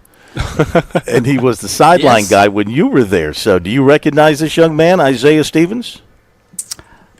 A little bit. Yeah. It goes back to 2020. It goes back a while. Yeah, no doubt. Goes a couple years. COVID years. Yes, sir. Yes, sir, indeed. Yeah. So you're kind of getting up there in age. Shh, you're not supposed to tell people that. A little bit. Just a tad bit. They called me old man now, so. Yeah. Well, this defense is supposed to be pretty good. What do you like about this defense? Let me tell you, this defense is versatile. If we want to blitz one day, we can blitz one day. If we want to sit in coverage one day, we can sit in coverage. Coach Campbell, our defense coordinator's genius. I mean, this guy is one of one. He's going to be something special. And I believe this defense is the same thing, something special. And we keep growing each and every day. There's struggles. Obviously, defense it's a process. It's not perfect day one, but we're just getting so much better. And like Coach D said, we had a young secondary last year. We brought in a couple transfers, filled a couple holes, and It looks good. You can't help to be a little excited for the things we can do this year. Absolutely. And where do you feel like you stand out the most on this defense? How did they deploy you to take advantage of what you can do? I would say mostly my mind. Being in the box, all I do is football. I study football. I love football. My girlfriend is going to hate me for it because that's all it's on the TV is football, and that's all I do is football. But I'd say my mind, be able to communicate what's going on with the offense, and just my experience. I mean, I've been around for a little bit, so I've seen a lot of things. And football and offense, honestly, it's a copycat world. If you've seen it once, you'll probably see it again, and that's all I try to do is just communicate what the coaches are saying. Are you the signal caller on defense? Yes, sir. Oh, so you carry that responsibility. It's not too bad. Team captain? We kind of flip it around. So Coach D likes to – we don't have specific captains for each game, but I would say just a leader in general. Yeah. Well, we appreciate you coming over. Yes, sir. And visiting with us. And go have fun. And you ready to go hit somebody tonight? Coach D lets me. He might have to hold you back a little bit. We'll try to. I don't know. My job is to make his job a little tough. Yeah, I get you. Well, thank you for joining us. Yes, sir. Good luck tonight in practice and good luck this season. We appreciate you coming over. Yes, sir. Thank you. You got it. Thank you very much. And we'll be back with more from Benedict after this break. On Point Weather is made possible by our friends at Palmetto Citizens Federal Credit Union on 107 The Point. Here's your weekend forecast. Well, it's lots of clouds, not so much sunshine.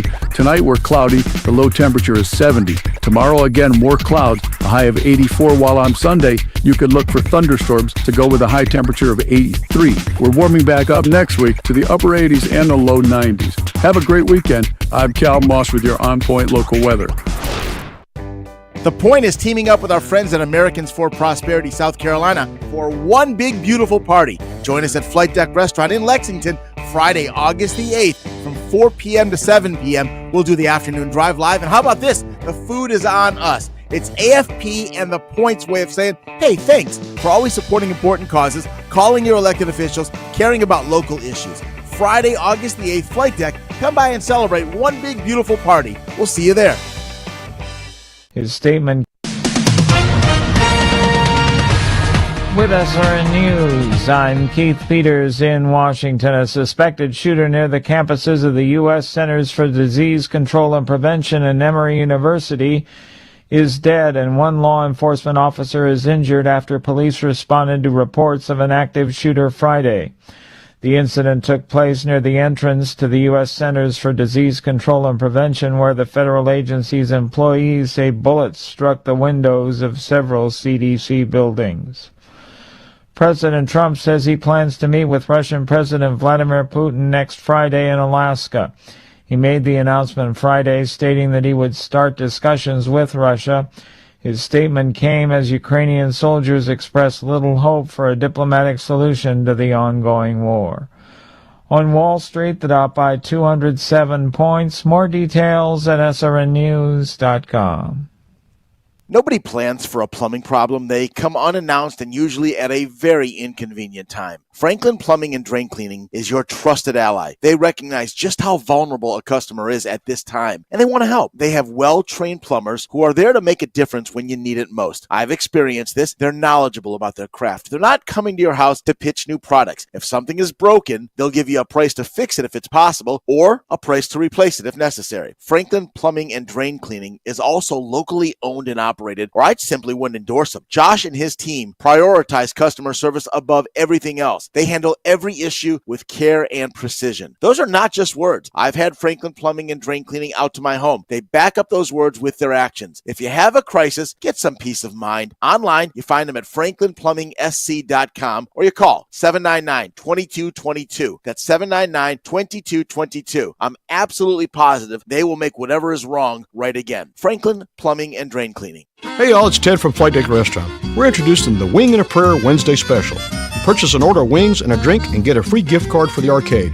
We have some of the most mouth-watering jumbo wings like flamethrower hot wings, barbecue wings, teriyaki wings, honey mustard wings, terry hot wings. You can get a half dozen for $9.95 or a dozen for $18.95. Served with celery and choice of dressing. So come join us at Flight Deck Restaurant to enjoy some great jumbo wings and lots of fun in our new and improved arcade. And we at Flight Deck Restaurant thank y'all, and God bless. Hey, honey, how was your day? Becky called to complain she waited in line at her pharmacy again. I told her just to go to True Pharmacy. That's a good idea. They're quick, they know your name, and they'll take time to discuss your medications with you. And when we're too busy, True Pharmacy will deliver straight to our house, so we have no wait at all. What will Becky call me to complain about then? I'm sure she'll think of something. True Pharmacy, the pharmacy that truly cares. Come see us at our new Columbia location at 623 Beltline Boulevard or our West Columbia location, Triangle Pharmacy at 1239 D Avenue. I remember brushing my hair and looking down and thinking, oh my gosh, do I have any hair left? I used to look at women with thick, beautiful hair and think, why doesn't my hair look like that? My thinning hair is making me feel so old. If you want thick, healthy, gorgeous hair, then you need Hair Volume from New Nordic. With clinically proven ingredients like apple extract, biotin, and millet, Hair Volume nourishes your hair follicles to promote thicker, healthier-looking hair. Say goodbye to shedding, thin, and dull hair, and hello to thick, healthy hair with Hair Volume. Since taking Hair Volume, the shedding has all but stopped. Now, instead of being jealous of other women's hair, I have friends who are jealous of mine. My hairdresser couldn't believe the difference in my hair. Now she's using Hair Volume too. Available as a tablet or delicious gummy, Hair Volume is available online at Amazon and NewNordicUSA.com or find Hair Volume in the hair care aisle at your local CVS. 4!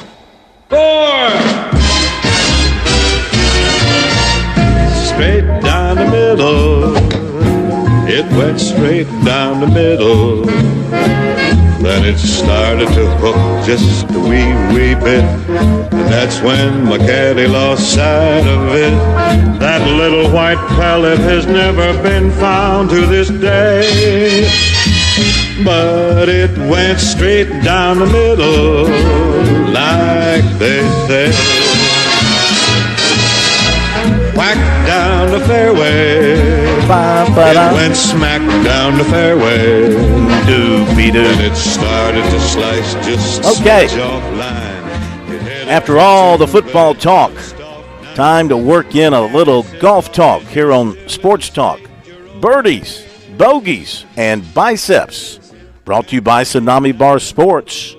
We welcome in George Bryan III once again to Sports Talk. Hey, I drove by Tsunami Bar Sports this afternoon. I was out in West Columbia, and I drove right by the office, and I saw the little golf course over there. I didn't have my clubs with me. I might would have stopped and got in about a quick 60 holes or so. You could probably play 60 holes in a half hour.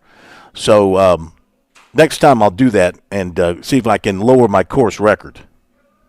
Hey, in all seriousness, you're not too far off. You can probably 60 in about 65 minutes. And, yeah, we've done that. That's a lot of fun. Mm-hmm. It's 6-hole chip and putt. There'll be some fall programming that we will talk about. That along with Seamount and synthetic turf, some cool things. Got a lot going on in Charlotte, and this is a wonderful way to start this Friday. And so I've been going back and forth with our buddy Randolph over just some real simple things. And I hope we got Coach Allen on the phone. It's Erskine golf coach, legend, just a legendary, great, fun golf expert. And he'll be with us a little later. But we kick off with a very special guest. And it's just, now Phil, be honest with you, we really can't afford her. But I got to bring her on right now. And this is my unbelievable wife. Her name is Honey Bunny. That's her grand name. And you know how we get our imagination going. And I just got a question. See, Randolph and we got one person listening. He wants to know the truth. And you know how you and I just talk about the truth all the time on Friday night? Yeah. So, Honey Bunny, who is your favorite golfer? My favorite golfer? George and Wesley. Not surprised. Brian, not surprised. And she only watches and the truth is of all golf, what all kind of golf do you keep up with and watch? I watched all their YouTube videos, and I seem to be the only one in the family that supports them in that endeavor. All right, so where do you think they get their talent from? Tell the truth. From me. So there you have it. And what do you charge for this guest appearance tonight? Just curious. Hey, listen. You got boss man we got boss man right here on the other side. Let's see. Maybe a new diamond ring. Ooh. There you go. So, Phil, I guess my per diem just went into the diamond category. That's quite a boost. That's quite a boost. But I agree with everything that she had to say. And there was somebody. There was a movie where the girlfriend. Oh, I know what it was. It was Pulp Fiction. The girlfriend of the guy with one of the machine guns. Her name was Honey Bunny. He kept referring to her as Honey Bunny as he was shooting up people. Honey Bunny. Well, hey, that's her grand name is Honey, and I'm a Diddy, and you got yours. Phil, what is your grand name? They like to call me Popcorn. Beautiful. Yeah. Beautiful. Well, yep. We've been doing this quite a long time in the neighborhood. When we started doing this, we were a long way away from grandparenting. I can promise you that. Long, long away.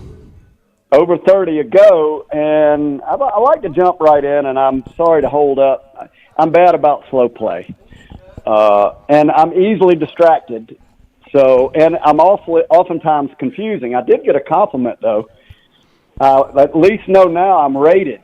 Randolph actually rated my technical skill. And what did he rate it? Poor.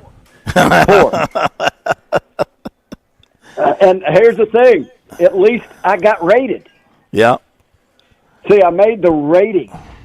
And Phil, you all do a wonderful job. Thank you, Josh. And I don't know who else you got on tonight. I hadn't tuned in yet. I've been trying. Bergie's on the line. I'm here, Joe. Bergie, hey, jump right in when you start. I know you keep up with golf in great wit, and I think it's time to go ahead. I hope we got Coach Allen on. I've known this young man for quite a while, and goodness gracious, he's a lot of fun. We've had him on before. Y'all ready? Let me check with the plumber and see if we're ready to roll. He sure is on. Take it away, George. All right. So, and one of my favorites, we're going to jump right in. Let's get him on the team. I tell you, this guy plays fast. He plays good. He does a lot for golf. And I'll just put it this way, in the Erskine side of South Carolina. So let's go ahead and bring up Coach Allen. Welcome, Coach. How you doing? I'm doing good, George. How about yourself? Couldn't be better. And there's a lot going on. I know you've had a real busy summer. I was looking at. I could pull up. I don't know if you picked up anything that was going on earlier. My technical skills were not good enough to pull up both sides, but you've got both sides of the program. But Coach, you talk to us a little bit. Tell us how summer's been going. You all have done tremendous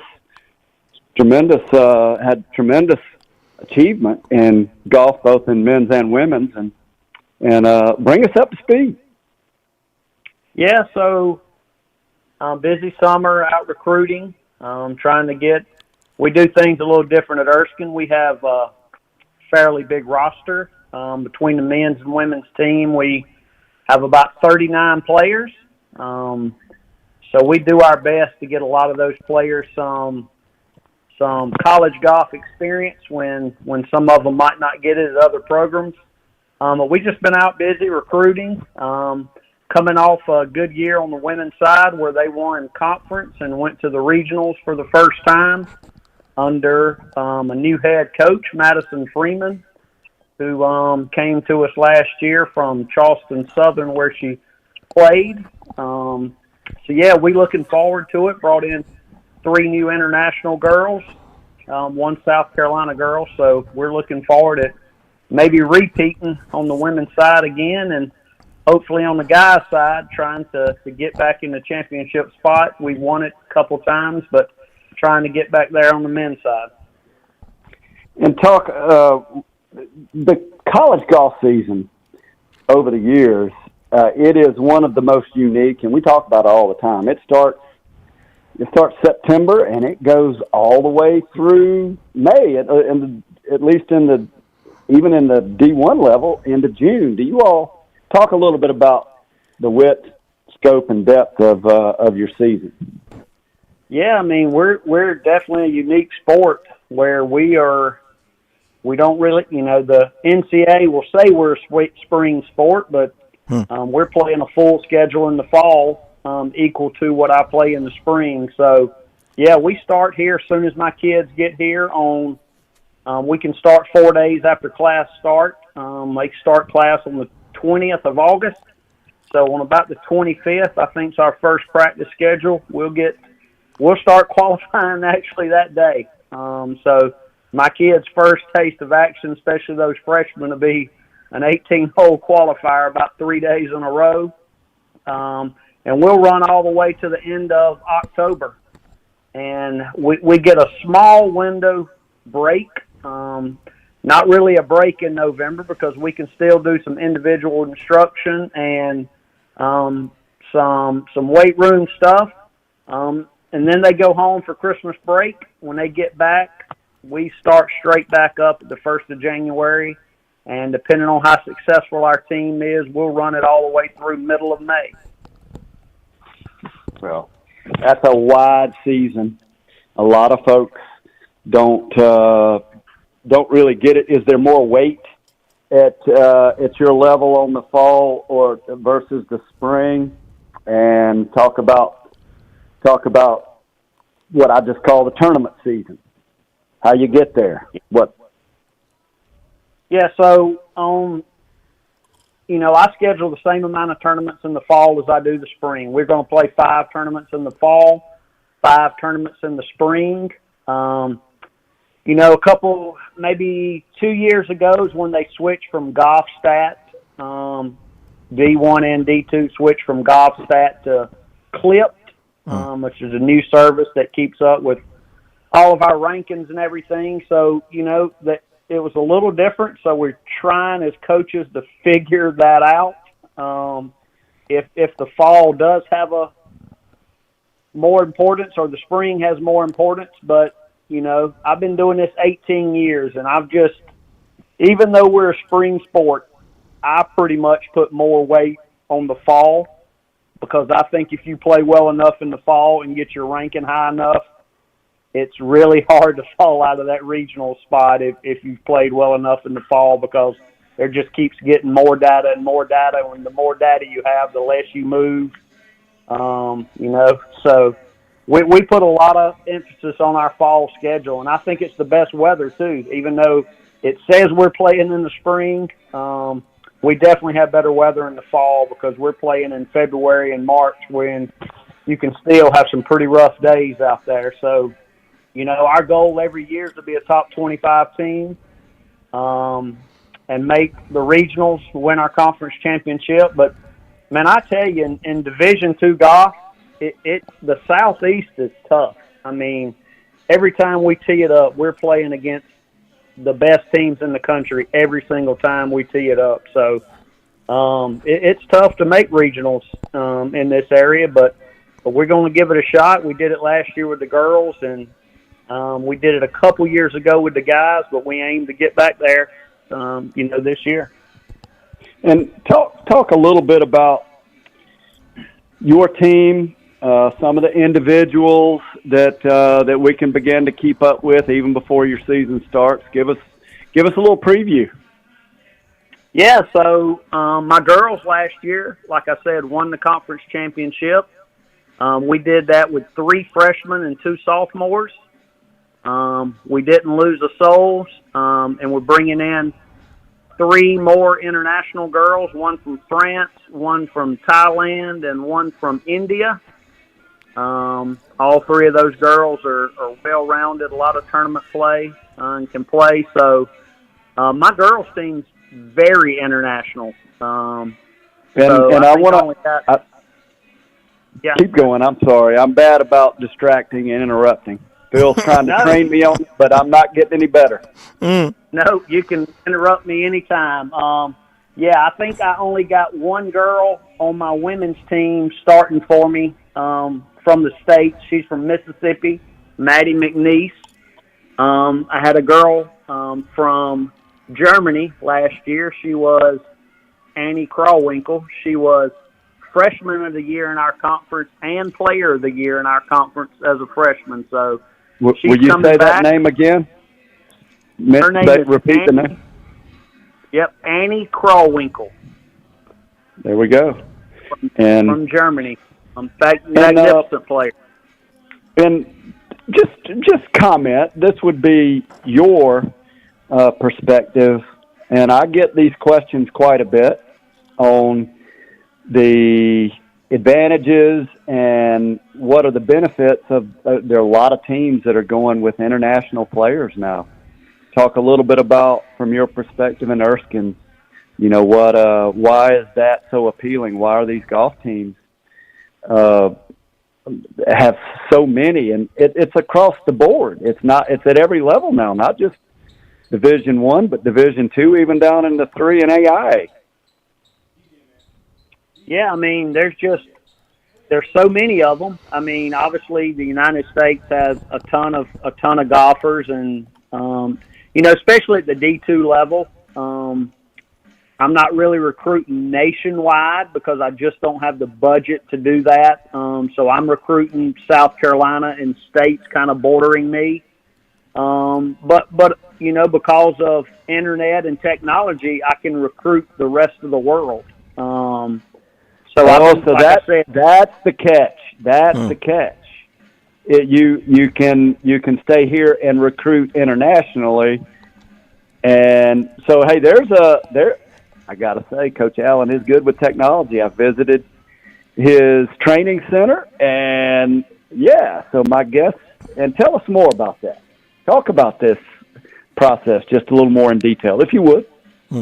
Yeah, so like I said, I've been doing this a long time, and when you've been doing it a long time, most of these international players have, I'm probably using the wrong word here, but I call them handlers. They are guys or girls that have most likely played golf in the States, probably at a high level, and they went back home or to a region and started these services where they try to get players from their country or their region to the States to play golf. And because I've been doing it so long, I've got some good contacts in different parts of the world that kind of know what I need academically at Erskine and what kind of player I need. And so they just kind of feed me players, and I trust them because they haven't did me wrong. So I just kind of look at the players they've given me. Golf's kind of unique. I mean, as a coach, I do look at attitude on the golf course, and I do look at, how they react with their teammates or their coaches or even their parents when they're playing. But let's be honest, a score is a score. So I don't necessarily have to be in person. Internationally, they probably do a little bit better job than the United States, in that most of the scores they put in to get a ranking or a handicap or tournament scores and have been pretty vetted and verified. So when I see these guys and girls, I can just kind of look at the score and see if they're going to, and I can see swing video, especially with the technology with TrackMan and, foresight and those type of things. I can see ball speed, club head speed, carry distance. I can see all that. So I've been lucky that I've got a lot of guys around the world that help me out a lot with internationals. I mean, between my guys and girls, I'm probably 65% international. Well, I certainly had the privilege of getting to know a number of the college golfers over the years, and even my daughter at College of Charleston, Jamie Futrell, does a great job down there. And I don't know what the percentages are now, but they were pretty close to what you mentioned, at least about half the team. And that's probably the most popular question I get hey, why do the college golfers go? Why are there so many internationals? Hey, Phil, you all have any questions on your side for Coach Allen? You know what, Coach? Tell me about the Ware Shoals Country Club. Well, I grew up there. I grew up in Ware Shoals, and that's back when Regal Mills owned the golf course. The Mike Pitts owns it now, and he's did a tremendous job at kind of revamping that golf course. But, man, I can remember going there when I was 10, 11, 12 years old and being dropped off at Ware Shoals, which is a little 9-hole golf course, and literally dropped off at 7 in the morning and play until dark. I have walked 63 holes there in a day.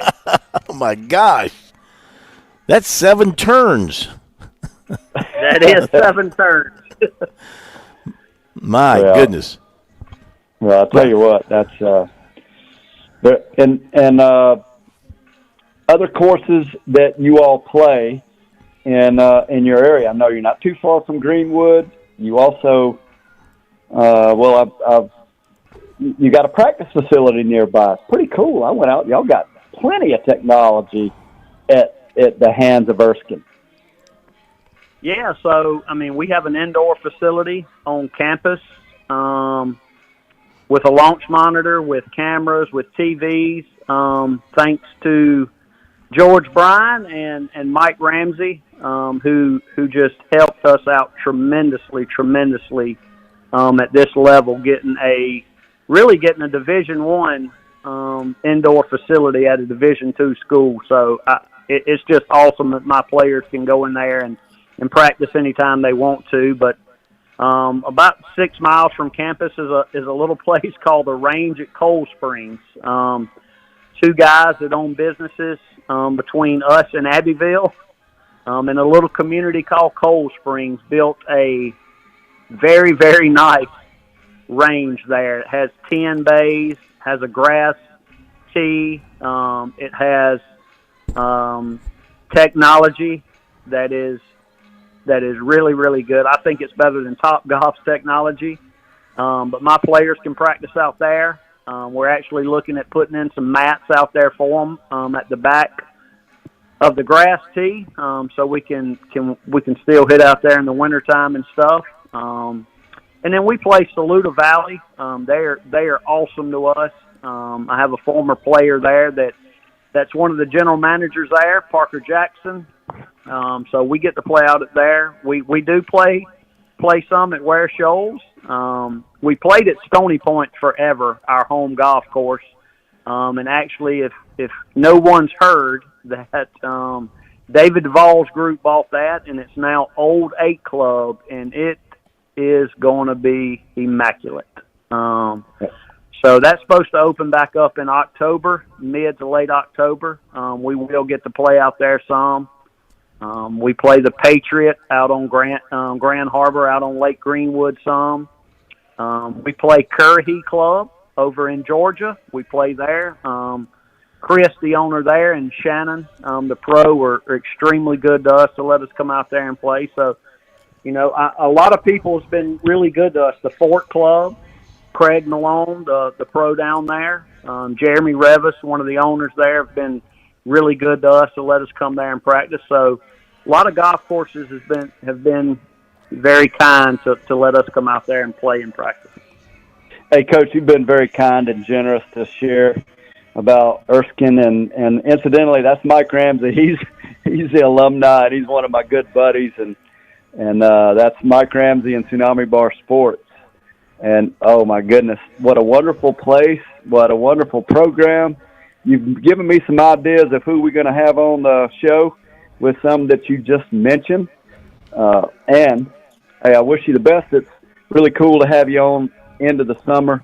And now we got some players to follow and your team. So, Coach, it's, again, a privilege to have you on Birdies and Bogeys. Look forward to maybe doing it again in the fall once you get season going. You okay with that? Absolutely, anytime. I appreciate you guys letting me on. You have a good evening. Blessings on you and your program and your family. Y'all too. Thank you, sir. Bye-bye. All right, that was Coach Jason Allen. He's the director of golf there at Erskine, and Phil, it's always a lot of fun to bring these guests on, and he gave me some ideas for next week and the week after and even the week after. Craig Malone's one we got to get on from Star Fort, and hey, I know you like to wrap up. It looks like we got a pretty good playoff season going. St. Jude, those guys are tearing it up. That's a harder golf course than it looks. Fleetwood's in the lead, and I tell you, it's gone by quick. It's another birdies and bogeys segment that flew by. We were playing fast tonight. That's how we like to play. Don't put us on the clock. There you have it, and I'll go ahead and sign it off for. And again, this segment sponsored by Tsunami Bar Sports. And I sure hope everybody has enjoyed this break in the weather. And until next week, enjoy the weekend. Tee 'em high, but shoot 'em low. Thank you, George. You have a great weekend, a great week. Thank you, Bergie. Have a great weekend. Yes, sir. You do the same. Post 1, by the way, in trouble. Top of the 7th. They trail Jacksonville, Florida, 8-2. All right. So it does not look good for Derek Urquhart's club. I will cover Dabo Sweeney's presser tomorrow after the scrimmage. Have a great weekend.